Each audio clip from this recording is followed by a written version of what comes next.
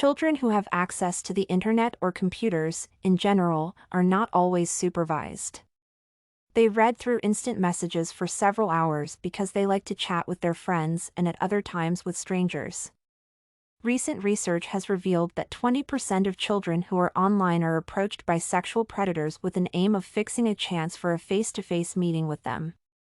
One of the major factors that make people so attracted to the internet is the inability to disclose the identity of the user.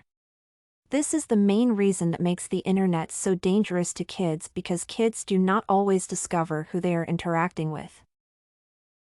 Dangers associated with internet towards children. Predators. A child may think that they know the person on the other end, but they can never be sure unless he or she happens to be a relative or a friend from school. This can result in children interacting with adults, pretending to be children through their home computers, due to the fact that the internet is a powerful, worldwide medium.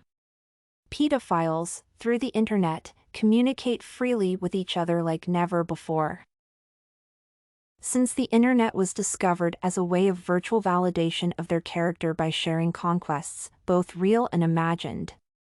Their main discussions comprise how to contact children online, lure them, as well as exchanging tips on techniques of seduction on how to win children sexually. The internet also provides a tool for these predators to exchange tips on how to avoid being detected by the law. Data theft. Interlopers, these are the people who are in a situation where they have no right to be. They are people who try to intrude on the property or another person's privacy without his permission.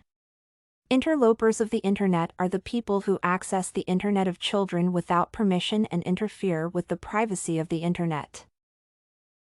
Although children are not exposed to great risks of financial loss as much as adults are, they fall into the danger of being exposed to interlopers who have the aim of hijacking or sharing online identities with kids. Children become more vulnerable to data theft as they are usually not able to identify or report data snatching. Malware is a term that refers to software that is not solicited with an intention of annoying somebody, destroying, or even exploiting them. They include viruses, backdoor Trojan programs, keylogging software, and malicious adware, all of which can allow the attacker access to what is not authorized, and which can be used to control one computer, especially when the malware loads invisibly, and also because of their lack of caution in sharing vital information with friends and even strangers. Data theft, when it occurs, can help a fraudster to steal information regarding the identity of the child, such as names and addresses, and sell or retain them for personal gain, like hijacking online accounts and even bank accounts, as well as spreading rumors while operating under the identity of the victim. The solution to this problem. Children should be instructed in using passwords that are long and hard to guess, which consist of a mix of characters and numbers, as well as being advised not to disclose their passwords to anyone, even if it is a friend. This can be achieved through making use of the guide on Microsoft's strong password. Malicious software. Children usually value free rather than safe and can therefore be exposed to malicious software.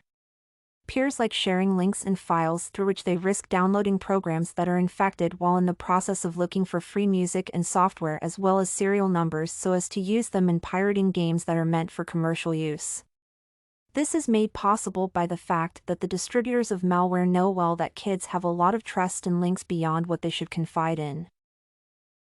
The solution to this problem is that kids should be taught to be very cautious while opening links from strangers and even friends, never click on ads or try to answer any unsolicited email, as well as teaching them not to click the yes button without reading carefully the entire text on the screen.